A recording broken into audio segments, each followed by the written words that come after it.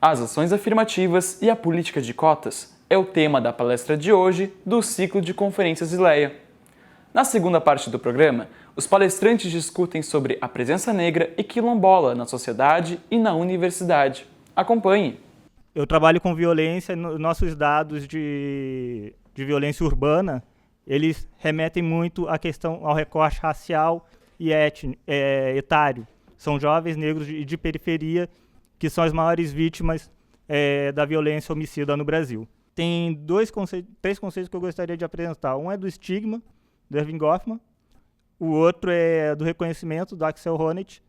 E são conceitos sobrepostos, né, de super e supercidadania do Gessé Souza. Por que eu estou dizendo isso? O estigma, ele é um descrédito a priori. Como o Frantz Fanon, ele já citou uma vez, o judeu pode disfarçar que é judeu, o cigano pode disfarçar que é cigano, mas o negro não tem como disfarçar que ele é negro. Mas, dada essa cisão material que acarreta a desigualdade no Brasil, nós temos uma super e supercidadania, que temos privilegiados e não privilegiados. Esse processo tem um outro efeito perverso na nossa sociedade, que é a criminalização. O jovem negro tem 30% a mais de ser morto em situações de violência do que o jovem branco. Tem 18% a mais de possibilidades de ser preso. Ou seja, existe uma desumanização e, além da desumanização, existe uma invisibilidade. A potencialidade da morte.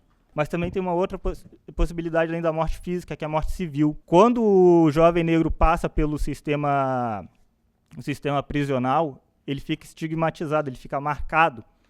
Não só o negro, mas todos que passam. Só que alguns têm os efeitos mais perversos. Como, por exemplo, o jovem negro de periferia, ele vai ter uma rede social muito mais precária no sentido de formalidade, ou seja, de acesso à justiça. Durante anos no Brasil, a cultura negra, ela foi criminalizada.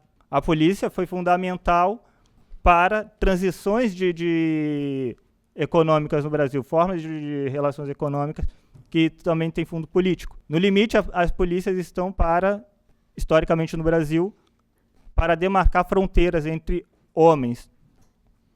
Quando, na época da colonização, as guardas elas traçavam fronteiras entre homens livres e escravizados ou rebeldes. Aqui, a partir da mudança do trabalho, existe a fronteira entre o trabalhador, que seria o cidadão, e o não trabalhador, que seria o marginal. Temos a situação territorial de guetização, que perde-se a justiça individual de grupos marginalizados. O que isso quer dizer?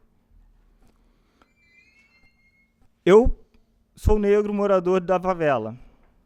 Tenho uma facção criminosa lá. A princípio, eu sou suspeito.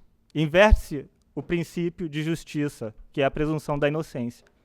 E existe a coletivização de sujeitos históricos de exclusão para dentro de uma pretensa carreira criminal. Ainda funcionamos com números de apreensões, por exemplo. Número alto, a delegacia aqui tem atividade alta, ela recebe mais verbas. E a identidade cultural, para voltar, ela tem questões estéticas também, que acarretam prejuízo a quem se identifica com a identidade negra, por exemplo. Um rapaz que está vestido de rapper, morador de vila, mas sendo branco, ele vai ser reconhecido a partir dos pressupostos que são negativos historicamente à cultura negra. Mas,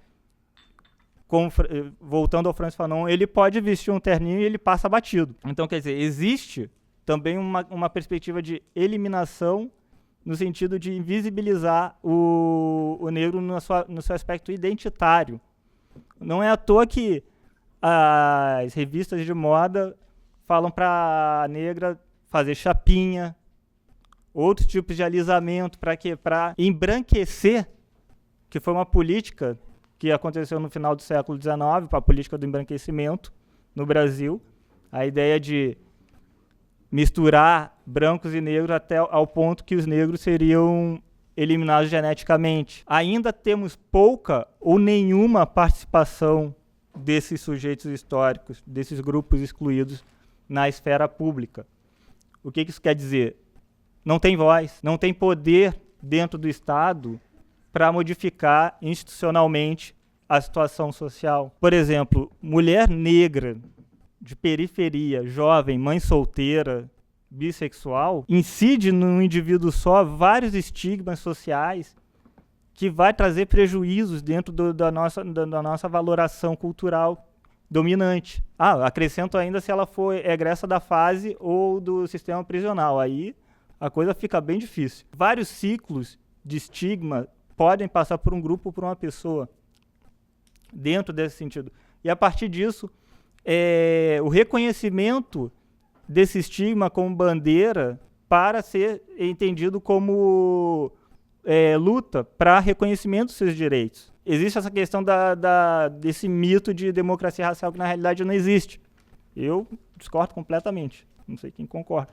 Mas o que eu vejo na rua, que eu estudo, todas as pesquisas que a gente realiza, existe uma rede simbólica que acarreta todos esses tipos de desvantagens para determinados indivíduos e para outros não, uma série de vantagens. E a partir disso a gente entra na questão da diferenciação entre tratamento equitativo e igualitário. O vestibular é um tratamento igualitário, só que ele trata igual os diferentes. Todo mundo vai fazer a mesma prova no vestibular, igualmente. Só que as condições que o candidato chega, o caminho que eles chegam, são diversos. A gente entra na questão das cotas como tratamento equitativo, porque a ideia do Estado seria a ideia da noção de justiça social.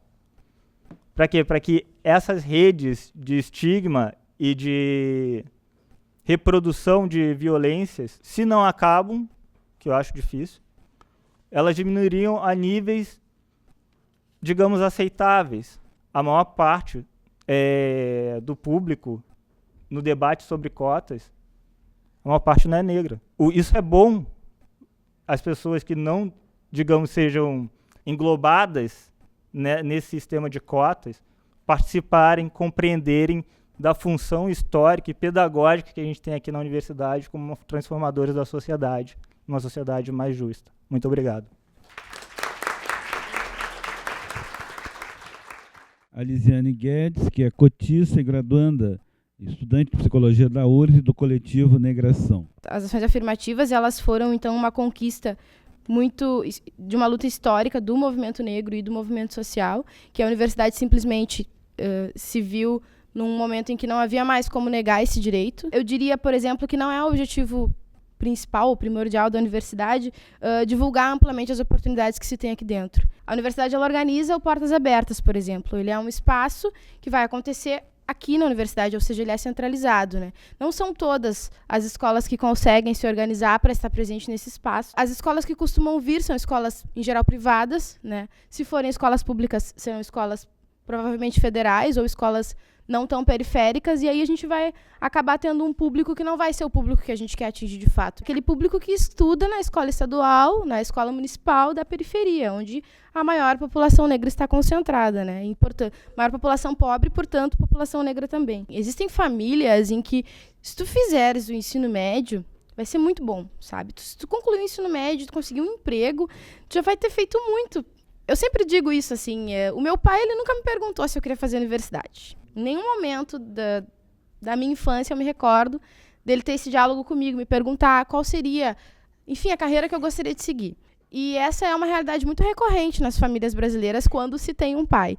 Então, eu acho que é importante, né, que a universidade, o movimento negro também, principalmente, por isso eu digo que o coletivo tem feito isso, mas que a universidade se preocupe em ampliar esse desejo nesse público especificamente, porque senão, de fato, a gente vai entreabrir as portas, mas a gente não vai garantir que eles adentrem, né? Que nós adentremos, na verdade. Eu não vou ficar dando muitos depoimentos pessoais, mas eu levei muitos anos para tentar o vestibular da URGS, e eu fui muito incentivada por amigas brancas que já estavam aqui e que tiveram o mesmo ensino que eu, e eu sempre dizia que eu não tinha condições de adentrar esse espaço, que não era para mim, que não ia dar, que eu não tinha base, e etc. Então, a gente faz uma carga horária diária, digamos, de 8, 9 horas trabalhando para ganhar, enfim, sei lá, R$1.000, R$1.200. E aí se pensa na possibilidade de, bom, vou parar de trabalhar para me concentrar nos estudos, de repente pode ser uma, né, bacana e tal, uma oportunidade diferenciada, né, conseguir acessar, garantir esse direito, vou aproveitar ao máximo. Mas como, né? Se a universidade paga R$400 por uma bolsa de 20 horas e muitas vezes te pede que tu tenhas uma dedicação exclusiva.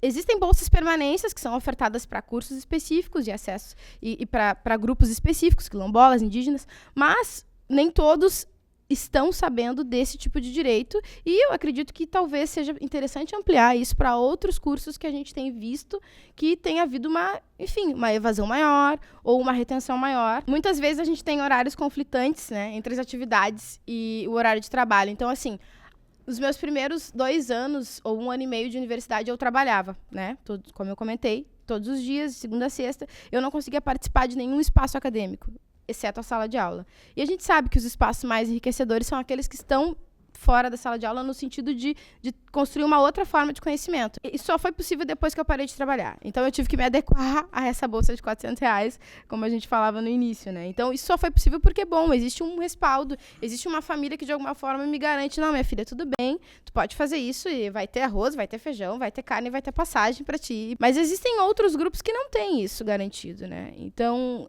a gente precisa pensar nesse tipo de questão. Aí a gente toca na questão da resolução 19, né? O intuito é garantir uma matrícula responsável e uma melhoria do desempenho do aluno. Quais são as formas que isso vai ser feito? Através do controle de matrícula, através da ameaça de desligamento por jubilamento ou através da ameaça de desligamento por insuficiência de desempenho. Se a gente tem uma dificuldade ampla de desejar estar nesse espaço, de acessar esse espaço e de permanecer nesse espaço, então, o que tem sido feito pela universidade para levar em consideração essas nossas vivências anteriores, né? E as necessidades que nós temos, que são específicas, para nos mantermos aqui. Então, se tu já tinha dificuldades, já tinha algumas disciplinas que tu não conseguia fazer porque conflitavam com outros horários, e essa disciplina que tu rodaste, seja por motivo de que ela é realmente difícil, exige uma base que talvez tu não tenha tido na escola onde tu estudava, enfim, se tudo isso forem fatores que forem se atravessando, a possibilidade de tu ser afetado pela resolução 19 ela é muito ampla. Em reunião com o coletivo, nós não entendemos qual é, de fato, a utilidade dessa resolução. Para nós, ela não deveria existir, né? Ou ela precisa ser amplamente modificada para que, de fato, se possa garantir essa melhoria, para que, de fato, se possa garantir esse acompanhamento. Porque hoje a gente não tem. Se acontecer tudo isso no primeiro semestre, no segundo semestre e no terceiro semestre, se for desligado, eu ouso dizer que em nenhum momento um pedagogo vai vir conversar contigo e perguntar o que aconteceu, né? O que tem acontecido contigo para que tu estejas numa situação dessas. A gente sabe que existem situações de racismo em todos os espaços da sociedade, certo? E os espaços escolares, eles são sempre espaços violentos, infelizmente, para quem é negro. Dentro da universidade, eu posso até me equivocar, ou podem até não conseguir perceber o que eu estou querendo dizer, mas a gente não tem um espaço de escuta específica para isso, certo? Eu posso conversar com a psicóloga lá da Pró-Reitoria de Assuntos Estudantis, mas será que ela vai conseguir captar o que eu estou falando? Será que ela já teve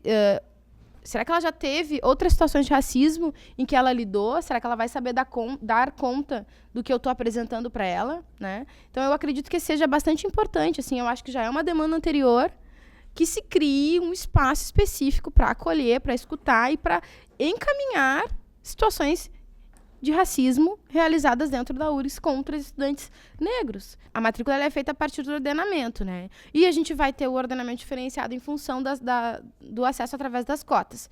Dessa forma, a gente vai ter a primeira turma que se matricula dos alunos que tiveram uma nota mais elevada.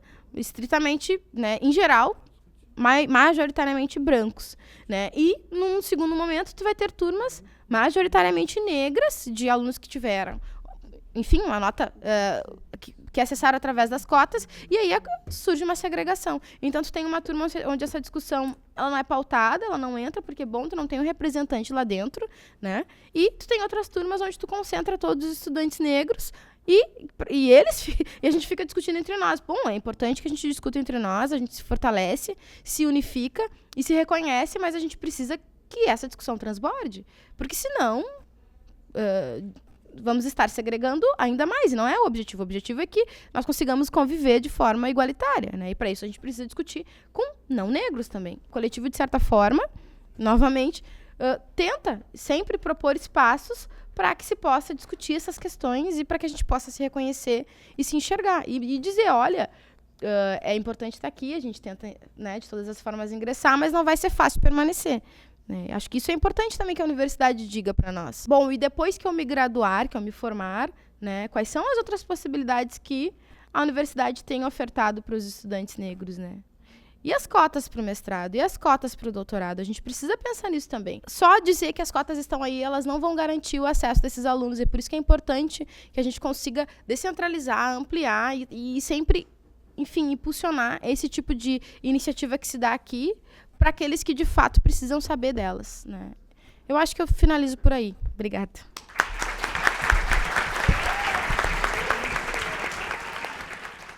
Então, passei a palavra agora a Aline Rocha, que é graduanda em Direito na PUC, é cotista ProUni e é da Frente Quilombola. Eu já tinha uma graduação anterior, tinha começado em Brasília Biologia, resolvi trazer o meu curso de Biologia para cá, me transferi para a UBRA de Canoas. E não consegui terminar porque tive uma filha, tranquei a faculdade e nunca mais retornei. Retornei em 2011, pensando no que eu poderia fazer para melhorar a minha vida. Tinha sido demitida do meu emprego de 8 horas, que eu trabalhava às 8 horas, tinha uma filha pequena, eu e ela. Então eu tinha que tomar uma decisão, bom, vou fazer o que agora? Eu já tinha uma formação em secretariado técnico, foi uma chance que eu achei que nesse meio tempo, antes de retornar à faculdade, eu poderia ter alguma colocação e consegui uma colocação no escritório de advocacia. Passei pelas cotas e passei num curso de Direito. Entrei na universidade, o primeiro impacto, o meu turno é diurno, entrei numa sala, alunos Rosário, Farroupilha, João 23, e eu olhei ao redor, alunos de 17 anos, eu tinha 32, a única aluna negra. A primeira semana, meu primeiro impacto, um professor debatendo teoria geral do direito, a primeira questão que ele tocou sobre o racismo, porque ele disse que vocês veem a história dos negros, a gente tem uma dívida histórica e tal. Daí uma colega levantou a mão, eu não tenho dívida histórica nenhuma com o povo negro. Ela começou a falar, não me sinto endividada. Eu acho até um absurdo o sistema de cotas, porque é privilegiar. A Constituição diz que temos que tratar todos igualmente. Fiquei fria, assim, aí o professor disse, olha, quantos anos você tem? Ela, 17. Quem paga a sua faculdade? É minha mãe. Você tem carro? Tenho. Você ganha mesada? Ganho. E você já visitou a periferia de Porto Alegre? Não. Você já andou de ônibus? Não. Já passou fome? Não. Meu primeiro impacto, uma semana de universidade. Eu já não me sentia pertencente àquele universo, nunca achei que fosse entrar, não. Não me sentia nem um pouco pertencente àquele. A gente fazia aquele teste do pescoço, como se diz, né, popularmente, olhar para o lado. Eu era a única. Olhar para o lado, eu não tenho e não terei nenhum professor negro na Pontifícia Universidade Católica. No curso de Direito não existe nenhum professor negro no Departamento do Direito. Conheci a pauta quilombola, que hoje eu me sinto honrada de estar sendo a voz dessas pessoas invisíveis. Eu nunca tinha ouvido falar muito sobre os quilombolas. Óbvio, tem o que a gente ouve falar no colégio, né, umas coisas mais gerais, mas conviver e saber das pautas quilombolas é algo que você simplesmente não pode ouvir, virar as costas, que legal quilombolas, tipo indígena, que legal povo exótico, tá, tchau, vou viver minha vida.